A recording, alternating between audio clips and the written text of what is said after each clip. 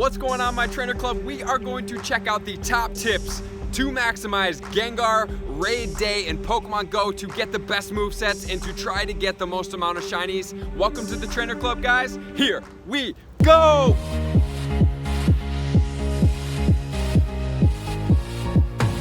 All right, everyone, so we are looking at Gengar Raid Day. We have two things that we need to point out and note about the raid days. The number one is that we're getting the shiny. The number two is that we are going to get the ghost move Lick, which is extremely effective for Gengar. If you haven't seen my video on it compared to Shadow Claw, make sure to check that out now. But before we get into it, make sure to subscribe, share, and hit that notification bell on this channel to get more content as much as you can, because I love to make this content for you guys. All right, everyone, so we want to check out what time is Gengar Raid Day in Pokemon Go on Saturday, November 3rd. So for Asia Pacific, we are looking at 12 to 3 p.m. In Europe, the Middle East, Africa, and India, we're looking at 10 a.m. to 1 p.m. And then in the Americas and Greenland, 11 a.m. to 2 p.m. Pacific Daylight Time, which would translate into 12 Mountain Time, 1 Central Time, and 2 Eastern Time. So those are the times to look out for. And if you don't see your time, make sure to go to PokemonGoLive.com and it will give you the information that you need for the time. What we are going to do now is check out my top 5 tips to maximize Shiny Gengar and Lick Gengar Raid Day in Pokemon Go. So let's check this out right now. My number one tip is going to be the location of where you're going to play. We are going to want to get into a downtown location, just as we always do. We need some places with a lot of gyms, a lot of places to string raids together. And the rest of my tips are actually going to be decided by if you're going to be playing by yourself or if you're going to be playing in a big group. Because right now, Gengar is a tier 3 raid boss, so he is soloable. So if you don't usually have a raid crew and you want to go about doing this by yourself, you have that ability, which is going to be a good thing to do if you want to. But also another good thing is to just smash them as fast as possible. So if you're with a group of 5 to 10 people, you're going to dominate this.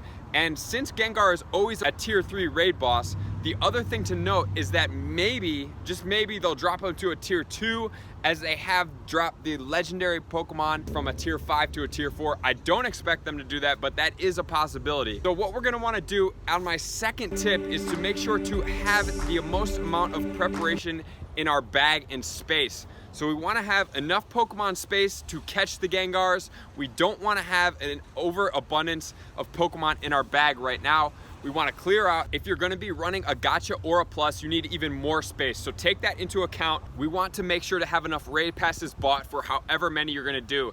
And then also, if you're playing in a big group, you're going to smash these guys very quick. So if you're Wafu raiding and you're going from gym to gym to gym to get as many as you possibly can, you're gonna do this very fast. So you're gonna need even more raid passes than you have for the Moltres, Articuno, and Zapdos day, because he's gonna go down so incredibly fast. And then if you are soloing it, make sure to have enough potions to heal your guys, because it's gonna take you a little bit longer. You're not gonna be able to do as much, and you're gonna be able to have more of those to heal. If you are doing them solo, you need to probably be at least a level 35 with powered up guys to at least 35 and up, because that level 35 is really where you get the most bang for your buck.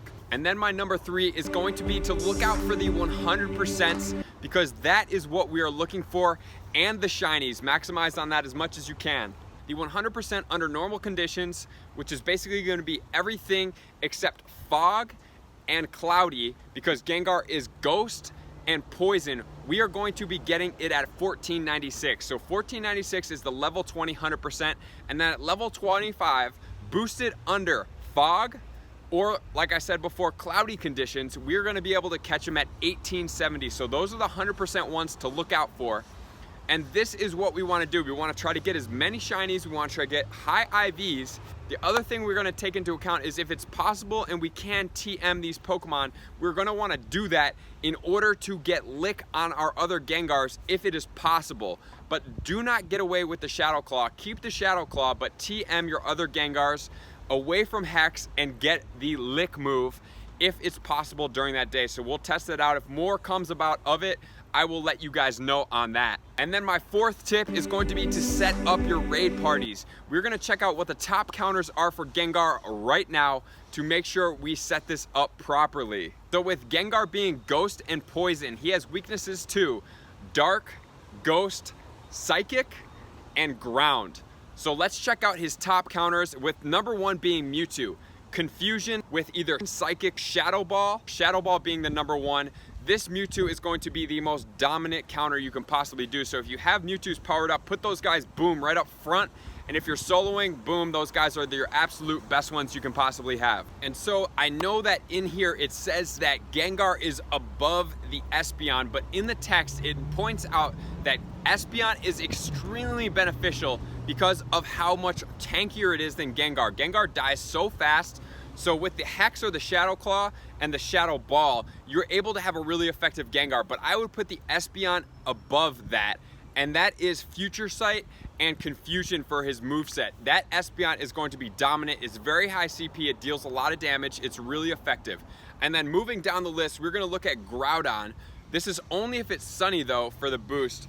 We're going to be going Ground Special. So that is going to be effective for the Groudon, but other things are more effective. And then as we continue to go down, Espeon is still better than Alakazam. We are doing the Confusion and the Future Sight for the Alakazam, and then we are also gonna keep going down. We can do Confusion and Shadow Ball for the Gardevoir, and those are extremely effective. And if you wanna check out the list of the other ones, we can also check that out. We have other Pokemon, but they're not quite as good of attackers as these ones are. So just set your party up. I would go Mewtwo's at first, and then Espeon, and then we're going after the Gengars, and then as the list goes down, we're gonna go for the Alakazams, and then we are going to go for the Gardevoirs. So that is the most effective thing right there. But since my Gardevoir has a fairy move, I'm probably not gonna put that in there because I use my Gardevoir as a Dragon Slayer, and I don't feel like TMing it right now, but if you want to, you can do that. And then you can also use Tyranitar with Bite and Crunch for the dark effectiveness. But the one thing you have to realize is that if he has Focus Blast and you're using him as a solo Pokemon, really not a good thing to do because dual typing creates a weakness for him. So that's why I am not going to be using my Tyranitars. And then number 5, have a ton of fun, get a lot of candy. I would really suggest getting as many as you can, honestly, because this is going to be a legacy moveset, meaning you're not going to be able to get it outside of this day. And the Lick is very effective for Gengar, and he's the most effective ghost Pokemon that we have right now until future generations. But get as many as you can, and then you can always trade them for Luckies in the future or now or whatever you want to do. So that's going to be another type. And if you can evolve them, I have an absolute ton of Ghastly candy. If I have the ability to evolve and get Lick, I am going to be evolving as many as I possibly can. And you can catch them now and evolve them and then trade them to try to get them lucky if you don't feel like trading the ones that you're hanging on to, because it's not a good idea to trade 100%. You want to trade bad Pokemon that have higher levels, meaning that the Stardust is 5,000, 6,000, 7,000, or 8,000 to power them up. 8,000 being level 35, 7,000 being level 33-ish, and in between there, and then 5,000 being to level 30. So that's what you're looking for. The boosted Ghastlies under cloudy conditions is what you want to get, and then you can power them up and evolve them if they have this moveset, and then that is a good thing to trade and try to get a lucky Gengar with Lick. All right guys, so those are my top 5 tips. Number 1, make sure to decide if you are going to be doing raids by yourself or you have a party. That's going to determine what your party size looks like and how many potions and everything you're gonna need. Make sure to remember that if you are doing them solo, you need to probably be at least a level 35 with powered up guys to at least 35 and up, because that level 35 is really where you get the most bang for your buck. And then make sure to clear up your bag, make sure to get into a good location, buy as many raid passes you need, because you remember you're getting 5 free, so you need to have at least a good enough space to get those 5 free raid passes and utilize them. And then you're gonna need space and potions and everything like that to heal up if you're going solo. If you're going with teams, you don't really need to do that.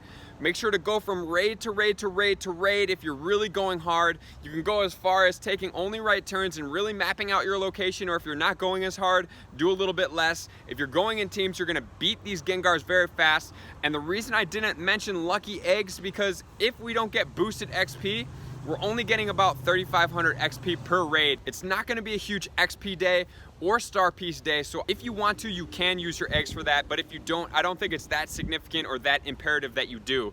So learn the counters, set your parties, get everything in play, and be ready to maximize on as many licks as you can and really take advantage if we can TM or evolve. So those are my top tips. I would max at least one Gengar with the new move, and I hope you guys have the best time playing. Thank you for tuning into the Trainer Club. Drop me a comment, let me know how you do and how you plan to do.